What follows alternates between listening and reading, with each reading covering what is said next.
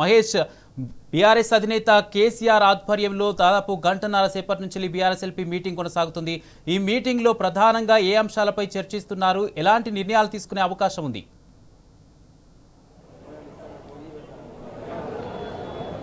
Kumar, BRS అధినేత కేసీఆర్ అధ్యక్షతన BRS LP రాష్ట్ర కార్యవర్గ సమావేశము గంటన్నరగా కొనసాగుతూ ఉంది. ప్రధానంగా ఇటు సాగునీటి జలాలకు సంబంధించి ప్రధానంగా చర్చ జరుగుతూ ఉంది. ఉమ్మడి ఆంధ్రప్రదేశ్లో తెలంగాణకు ఎలాంటి అన్యాయం అయితే జరిగిందో మళ్ళీ కాంగ్రెస్ ప్రభుత్వం ఏర్పడిన 2 ఏళ్ల కాలం నుంచి కూడా అదే అన్యాయం కొనసాగుతుంది. దీనిపై ఖచ్చితంగా మనం పోరాటం చేయాల్సిందన్న ప్రధానంగా చర్చ జరుగుతూ ఉంది. ఉమ్మడి ఆంధ్రప్రదేశ్లో తెలంగాణ జలాలను ఎలా అయితే తరలించారో ఇప్పుడు మళ్ళీ తెలంగాణకు దక్కాల్సిన నీటి జలాలను ఇప్పుడు ఆంధ్రాకు తరలిస్తున్నారు. మళ్ళీ అదే జలదోపిడీ జరుగుతుంది. ఖచ్చితంగా దీన్ని తిప్పికొట్టాల్సిందని బీఆర్ఎస్ అధినేత కేసీఆర్ అటు నేతలకు దిశానిర్దేశం చేస్తూ ఉన్నారు. ఇక కాంగ్రెస్ ప్రభుత్వం ఏర్పడి 2 ఏళ్ళు అవుతుంది. 2 ఏళ్ల కాలంలో ఇటు రైతులకు సంబంధించి సాగునీటి విషయంలో తీవ్ర ఇబ్బందులకు గురి చేస్తూ ఉన్నారు. వీరికి సాగునీటి అందక రైతుల పంటలు కూడా ఎండిపోతున్న పరిస్థితి కనిపిస్తుంది. మళ్ళీ బోర్లు వేసుకునే పరిస్థితి నెలకొంది. ఉమ్మడి ఆంధ్రప్రదేశ్లో ఎలా అయితే బోర్లు వేసుకొని పంటలు పండించే పరిస్థితి నెలకొందో ఇప్పుడు మళ్ళీ అదే 2 ఏళ్ల కాంగ్రెస్ పాలనలో రైతులకు అలాంటి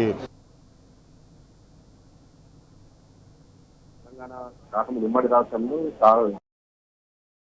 ఇటు రాష్ట్రం అంతా 45 రోజుల పాటు ఉద్యమం చేశారు. ఇంకా నాగార్జున సాగర్ ఎడమ కాలువకు సంబంధించుకోవచ్చు, ఇక ఇటు ఆలంపూర్ నుంచి గద్వాల వరకు కూడా ర్యాలీ కోవచ్చు. ఇక 40 రోజుల పాటు భారీ ర్యాలీ చేశారు ఉమ్మడి ఆంధ్రప్రదేశ్. 40 రోజుల పాటు భారీ ర్యాలీ చేశారు. ఉమ్మడి ఆంధ్రప్రదేశ్లో తెలంగాణకు జరుగుతున్న సాగునీటి అన్యాయాలపై ప్రజలకు వివరించారు. మళ్ళీ ఇప్పుడు అదే పంతాన్ని తీసుకొని ఇటు తెలంగాణకు జరుగుతున్న అన్యాయాన్ని ప్రజలకు వివరించాలని కేసీఆర్ భావిస్తూ ఉన్నారు. ఖచ్చితంగా తెలంగాణకు జరుగుతున్న అన్యాయాన్ని ప్రజలకు వివరించాలి. ఎందుకంటే గత 10 ఏళ్ల కాలంలో తెలంగాణ రాష్ట్రం ఏర్పడిన తర్వాత అనతి కాలంలోనే కాళేశ్వరం ప్రాజెక్టు ఏర్పాటు చేసుకున్నాము. లక్షలాది ఎకరాలకు సాగునీరు అందించుకున్నాము. అంతేకాకుండా ఇటు మిషన్ కాకతీయ ద్వారా ఇటు లక్షలాది చెరువులను కూడా బాగు చేసుకున్నాము. అటు ఆయకట్టు స్థిరీకరణ చేసుకున్నాం. కానీ కాంగ్రెస్ ప్రభుత్వం ఏర్పడిన తర్వాత అవేమీ రైతులకు సంబంధించి కావచ్చు, ఇటు పంటలకు సంబంధించి కూడా పంటలు ఎండిపోతున్న పరిస్థితి కనిపిస్తుంది. సరైన సమయంలో సాగునీరు అందక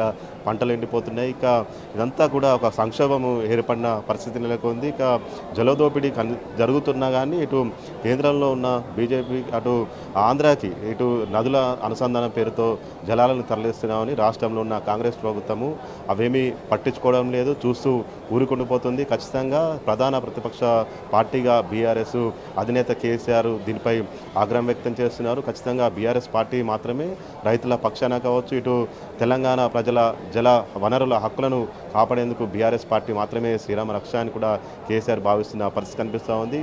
ఉమ్మడి రాష్ట్రంలో అయితే ఎలాంటి పోరాటాలు చేశామో మళ్ళీ ఇప్పుడు అలాంటి పోరాటాలు చేయాల్సిన సమయం ఆసన్నమైందని కూడా కేసీఆర్ భావిస్తున్న పరిస్థితి కనిపిస్తూ ఉంది. ఇక కృష్ణా జలాలు కావచ్చు, గోదావరి జలాలకు సంబంధించిన తెలంగాణకు రావాల్సిన వాటాను ఖచ్చితంగా మనకు రావాల్సిందని కూడా ఖచ్చితంగా చెప్తున్న పరిస్థితి కనిపిస్తుంది. ఇక ప్రాజెక్టులకు సంబంధించి బీఆర్ఎస్ ప్రభుత్వం తెలంగాణ రాష్ట్రం ఏర్పడింది. బీఆర్ఎస్ ప్రభుత్వం వచ్చాక అటు పెండింగ్ ప్రాజెక్టులను కూడా వడివడిగా పూర్తి చేస్తారు. అటు కల్వకుర్తి కావచ్చు, నెట్టెంపాడు కావచ్చు, భీమా, ఇటు మిడ్ మానర్ కావచ్చు, ఇక పలు రకాల పెండింగ్ ప్రాజెక్టులకు కూడా అటు త్వరితగతిన పూర్తి చేశారు. కానీ 2 ఏళ్ల కాంగ్రెస్ పాలనలో మాత్రము సాగునీటి ప్రాజెక్టులపై పూర్తిగా నిర్లక్ష్యం కొనసాగుతూ ఉంది.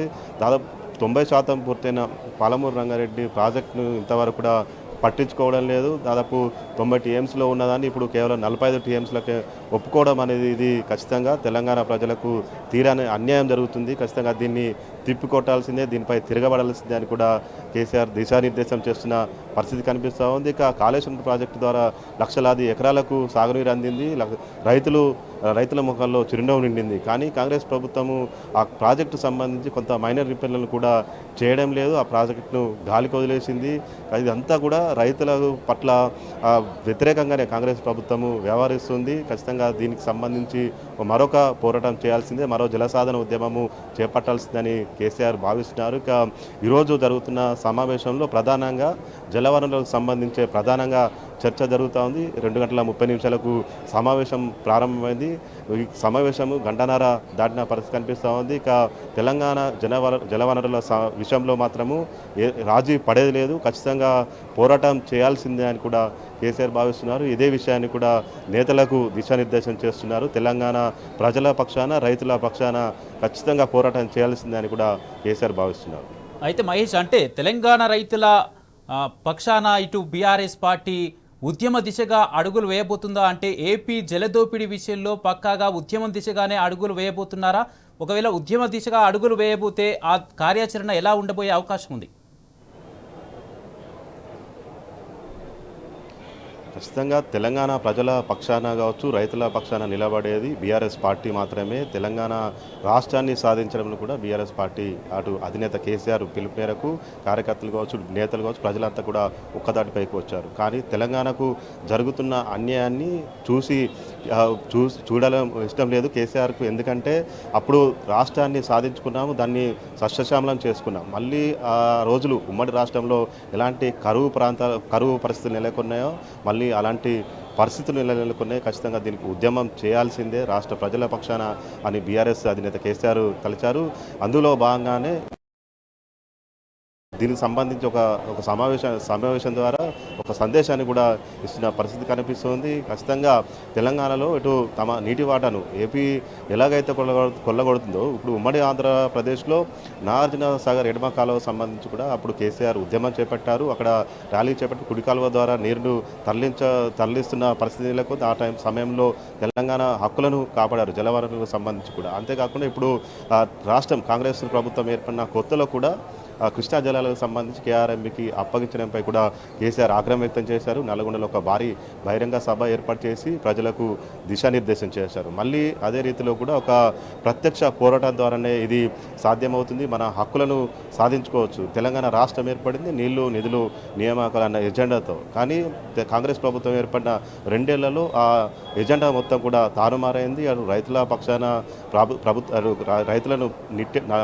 నట్టేట కూడా మూస్తున్న పరిస్థితి కనిపిస్తూ ఉంది. మళ్ళీ రైతులు ఉమ్మడి ఆంధ్రప్రదేశ్లో ఎలాంటి కష్టాలైతే అనుభవించారో మళ్ళీ ఇప్పుడు అలాంటి పరిస్థితులే పునరావృతం అవుతున్నాయి. ఇక దీనికి ఖచ్చితంగా ఒక ప్రత్యక్ష పోరాటం ద్వారానే మనము మన జల వనరులను కృష్ణా నది, గోదావరి జలాల హక్కులను మనం సాధించుకోవాలంటే ఖచ్చితంగా ప్రత్యక్ష పోరాటాలకు దిగవలసిందే అని కూడా చెప్తున్నారు. ఇక సమావేశం అనంతరం అధినేత కేసీఆర్ ప్రెస్ మీట్ ఉండే అవకాశం ఉంది. ఆ ప్రెస్ మీట్లో అన్ని విషయాలు కూడా కూలంకషంగా వివరించనున్నారు.